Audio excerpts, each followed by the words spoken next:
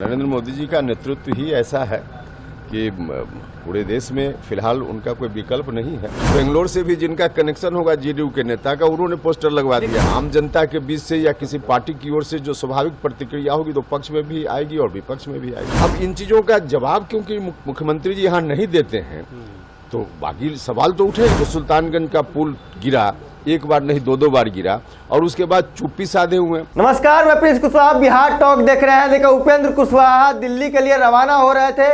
इसी क्रम में जब उनसे पूछा गया कि मुख्यमंत्री नीतीश कुमार का बेंगलुरु में पोस्टर लगवाया गया है जो अगवानी पुल ब्रिज गिरा है, उसको लेकर इसके साथ पूछा गया है कि आप जा रहे हैं एनडीए में और बैठक में भाग ले रहे हैं तो क्या कुछ मांगे होगी। इन दोनों सवालों को लेकर उपेंद्र कुशवाहा ने बड़ा बयान दिया है। क्या कुछ कहा है, पहले आप उनके बयानों को सुने।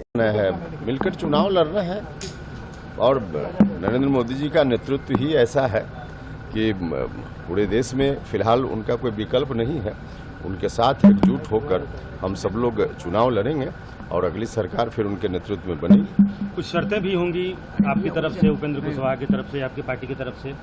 देखिए, कोई शर्त का कहाँ कोई मामला है। एनडीए में हम शामिल हुए हैं और एनडीए एकजुटता के साथ चुनाव लड़ेगा, इसमें शर्त का क्या? बेंगलोर में पोस्टर जारी किए गए हैं, पुल जो सर आपने भी ट्वीट किया है कि देखिए पोस्टर जारी, अब बारी बारी से सवाल कीजिए भैया, एक साथ चार सवाल। पोस्टर महाराष्ट्र में भी जारी हुआ था। यहीं के लोग जो महाराष्ट्र में रहते हैं या यहीं के लोग का क्या मतलब, जो जेडीयू से जुड़े हुए नेता महाराष्ट्र से भी कनेक्शन जिनका है, उन्होंने पोस्टर वहां लगवा दिया। उसी तरह से बेंगलोर से भी जिनका कनेक्शन होगा जेडीयू के नेता का, उन्होंने पोस्टर लगवा दिया। तो इसका क्या मतलब है? पोस्टर तो कोई कहीं लगा सकता है। चीफ मिनिस्टर लिखा गया है। अब देखिए, उसमें तो एक प्रतिक्रिया स्वाभाविक रूप से इधर से या उधर से।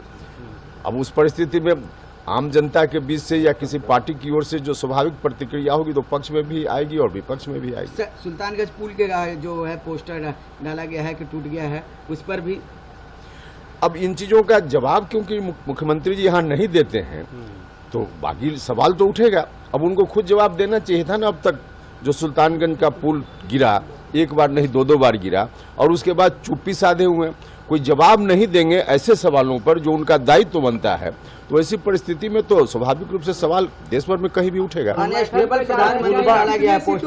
कुनबा बढ़ रहा है, एनडीए का कुनबा बढ़ रहा है। एक तरफ जहां 15 लोगों की बैठक हुई, 15 दलों की बैठक पटना में, अब 26 दल हुए, उसी तरह से एनडीए का भी कुनबा बढ़ रहा है।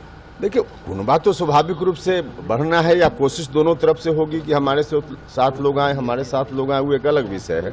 लेकिन नरेंद्र मोदी जी के नेतृत्व को कोई चैलेंज अभी नहीं।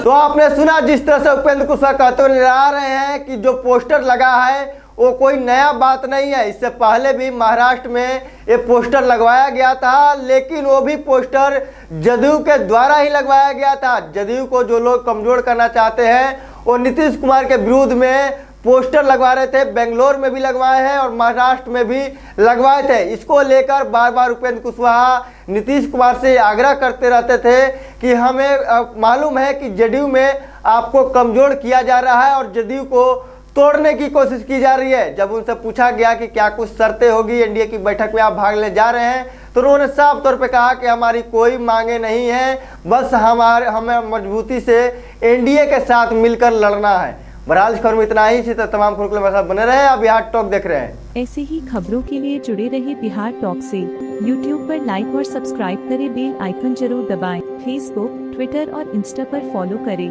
धन्यवाद।